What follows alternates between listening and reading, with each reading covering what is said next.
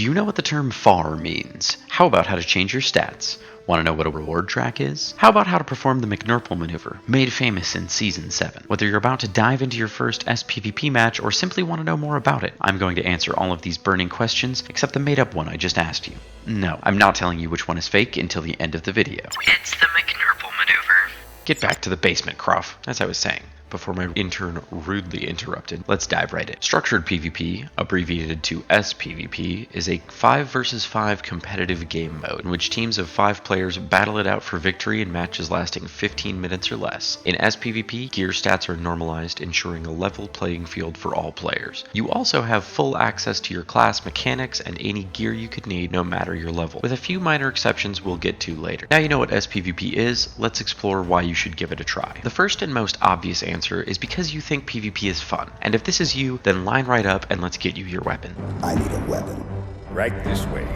For everyone else, I do have some reasons. Firstly, you can start SPvP on a character at level 1 with no negatives. It's a great way to jump into some content with a new character. It's also a free and easy way to start earning some gold. Finishing a season of Ranked by completing the Byzantium reward chest without repeating it at all will net you a grand total of 83 gold and 85 silver along the way, among other rewards. Furthermore, SPvP allows you to earn stat-selectable exotic or ascended gear, work towards legendary PvP armor, or even bag yourself the legendary amulet Transcendence or back piece the Ascension. These are just a few of the more notable rewards, and we'll talk about even more later. Now that you know what's to gain, let's talk about how to take it.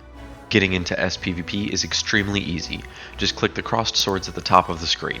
Then click Enter PvP Lobby to be instantly transported to the Heart of the Mists. From here, you are able to do several things that are necessary before your first match. In SPvP, your gear stats are entirely separate, but you can share cosmetics. The first thing you should do is open your hero panel with the H key and flip the PvE/standard equipment toggle, or click the helmet at the top middle of your screen that has appeared. From here, you can select the gear that will actually matter for SPvP. The amulet simulates a full stat selection of a particular kind of gear. You can buy some amulets or runes that are not unlocked to start with. When you purchase one, it will unlock account-wide, so they're pretty easy to unlock if you really want them. Once you've selected an amulet, next we'll be choosing a rune to simulate a full 6-piece rune set for your gear. After rune selection, you can pick your weapon sigils, and that's the last bit for gearing. Super straightforward. Your PvP set will use the same cosmetics and weapons equipped as your PvE gear. One helpful trick to save some energy if you really like to PvP and PvE with different weapons or even armor cosmetics, you can select a different template here at the top when you're in PvP, and the next time you go out of or into PvP, it will automatically swap between the templates. Pretty handy. Unlike equipment, builds are shared between PvE and PvP, but don't worry, templates work the same here. So you can select a different template for your PvP build and name it before you get started here. Once you've done that, you'll see you have full access to all of your traits and skills no matter what your open world progress is. The only exception here is that you won't have access to any elite specializations from expansions that you don't own. Take some time here to craft yourself a build that you'd like to try. As with any MMO, there are meta builds, but unranked PvP is a fun way to experiment and find new things that can work for you. I would remind you to consider that some sort of condition cleanse and a stun break skill are very critical for PvP in order to prevent your opponents from shutting you down too hard. If you want a baseline to work off of, or just a tried and true build to get started, there are websites such as MetaBattle that have builds you can copy in and little guides on how to play them. This can be extremely helpful if you're new and just want to go hit stuff, especially on a brand new class you're trying out. Once you've got your build set up, there's a place to test it out in the Heart of the Mists, so let's take some time to explore. When you first enter the Heart of the Mists, you'll be near the PvP Lobby Waypoint. Your first stop will likely be the Market Waypoint to the north. From here, you can purchase weapons from a vendor if you need any different weapons for your PvP build than you have. There's also a bank right here if you have anything stored in there to grab. Right by here is also the Ranked League reward vendors, which sell rewards that you can purchase with things earned in ranked play. But we'll cover more about this in the rewards section. In this area is also a standard merchant, a trading post rep, and a laurel merchant. Heading west from here, you can see the custom arena vendor. You can set up your own custom arenas if you so choose, with different settings than the standard matchmaking. Heading east over the gap here is the combat training waypoint. Once you've got your build set up, you can come here to test it out on some target golems so you can get used to your abilities and how they work. There's also a dodge roll training golem here. Going up the nearby staircase, on each side of this rope bridge are NPCs that have simulated classes on them that will fight back, so you can experiment a bit with fighting simulated players. They're pretty nifty,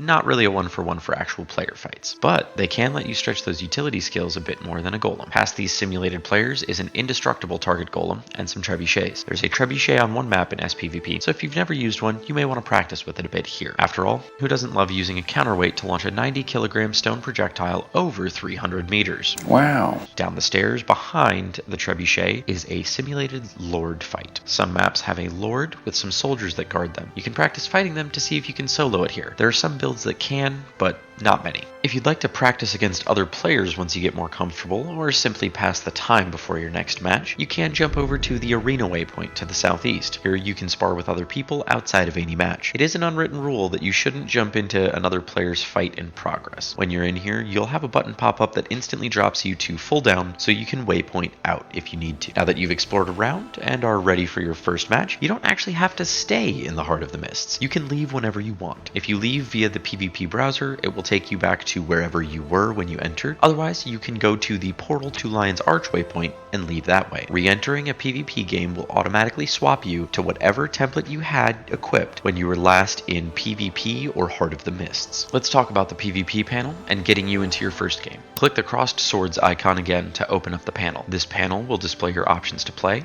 rank, and statistics. If you're just starting out, you can only play unranked until you reach rank 20 in progression. The League tab will allow you to view your ranked PvP progress once you start on it, as well as a leaderboard showing the best players in your server group. The Tournaments tab has special match tournaments that you can enter to win prizes. You do need a full group of 5 people for the event, but there are some mighty fine rewards to be earned. So once you get some practice in, jump in if you're feeling bold. The next tab is the Reward Track tab. Picking out the best reward track for you prior to starting in PvP is highly recommended. Each time you participate in a match, you will earn reward track progress for your performance. These reward tracks give you additional loot rewards. Generally speaking, any non-repeatable reward tracks you should try to do first, as they're going to give you the best rewards for your time, since they can only be done once. These reward tracks come and go in a rotation as well, so keep an eye out later on. The Mist Champions tab will allow you to select what champion you summon during a Strongholds match. You will need Heart of Thorns to get all of these champions, and have to pay gold to unlock reward tracks. The final tab is the Custom Browser tab. If you want, you can hop into a custom arena that can have non-standard rule sets. You don't really ever have to do anything with this unless you want to. I haven't touched these since they created the actual PvP matchmaking browser years ago. But let's circle back to the main tab and jump into a game. On the right for unranked play, you can choose whether you want to play Stronghold, Conquest, or both modes. Conquest is the standard ranked style of play, where your team of 5 players competes against another team of 5 players to see who can get to 500 points via capture nodes and kills first. If you lose, ArenaNet deletes your character. That's simply not true.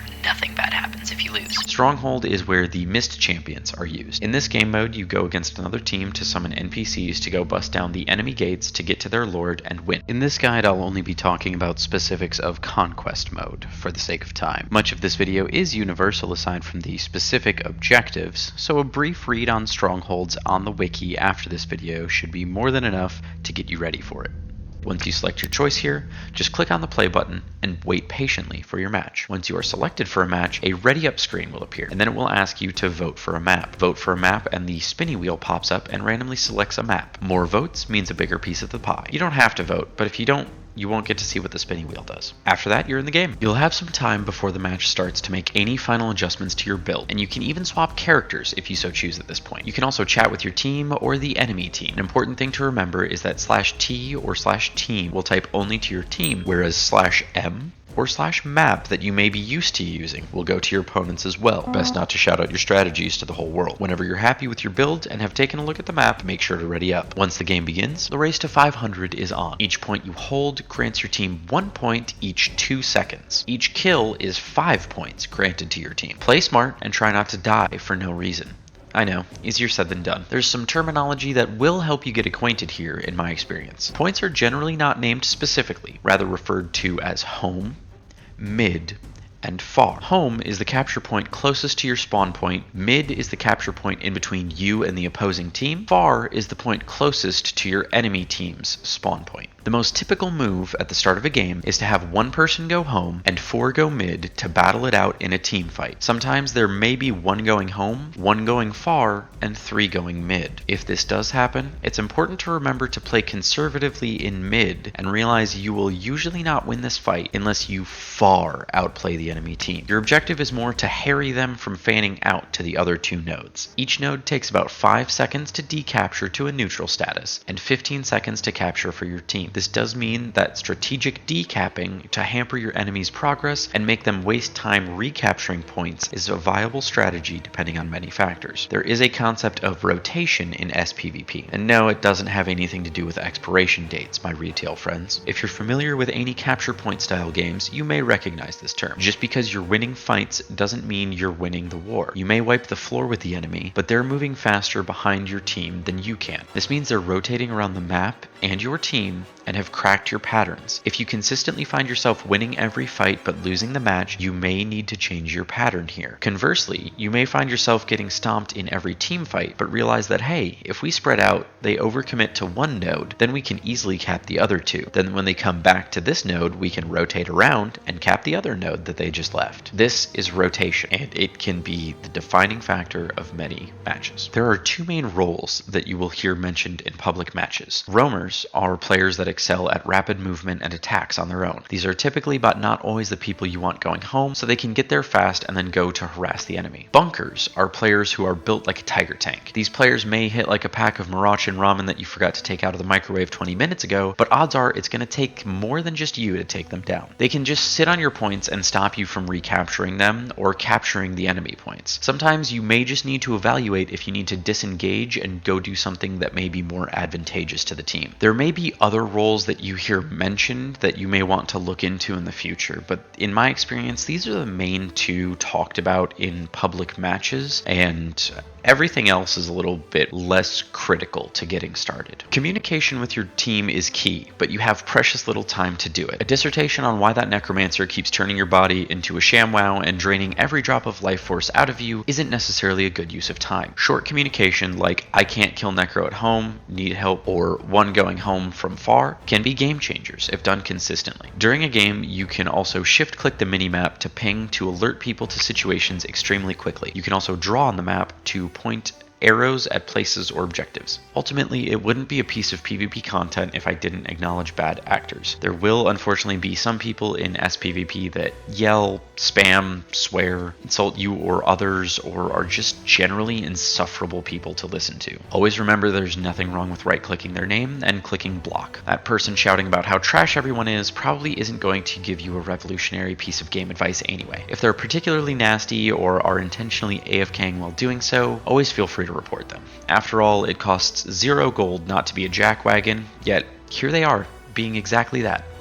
No sympathy. Once you complete your match, you'll see the post-game screen breaking down all the stats. You'll also receive your PvP rank points and reward track points at this time. You are also rewarded for your overall performance, any top stats you get, as well as based on if it's a win or a loss. If you're doing ranked PvP, you will receive pips based on top stats, near wins, and whether you won or lost. In SPvP, you are always rewarded for playing and simply rewarded better for winning. So get out there and get your games in. Now that you've finished your first game, let's talk about rewards. You get rank points for every game, and those rank up points will earn you a reward. The first 9 ranks, you will earn a small rank up chest. Rank 10 through 29, a medium rank up chest, and rank 30 plus, a large rank up chest. Generally speaking, they contain a chance at a small amount of money and some crafting materials. In addition, each game you will earn points towards your reward track, and at certain predetermined intervals, you will receive rewards from that as well. Those rewards depend entirely on what track you chose. SPvP dailies also exist, and as a reminder, anytime you complete your first general 3 daily achievements on any given day, you receive 2 gold. Often, these can be as simple as earning 50 rank points or completing a match, so can be a pretty easy way to knock some out. These dailies also give you a potion of PvP reward, which will accelerate your active PvP reward track by 250 points when drank. They are also needed for some guild upgrades. But this is all small potatoes. Once you reach rank 20 and start claiming some PvP League rewards, you can reap even more for your time. As I said earlier, completing just the primary non-repeatable reward chests will earn you a whopping total of over 83 gold. You also earn Warlord's armor boxes from some chests, which give you stat selectable exotic armor pieces, which can be extremely helpful when gearing up a bunch of alts or just trying new things out. You also earn unidentified dyes to flush out that collection, a llama mini pet, some Grandmaster marks for ascended purchases, and transmutation charges. Of course, you also earn shards of glory,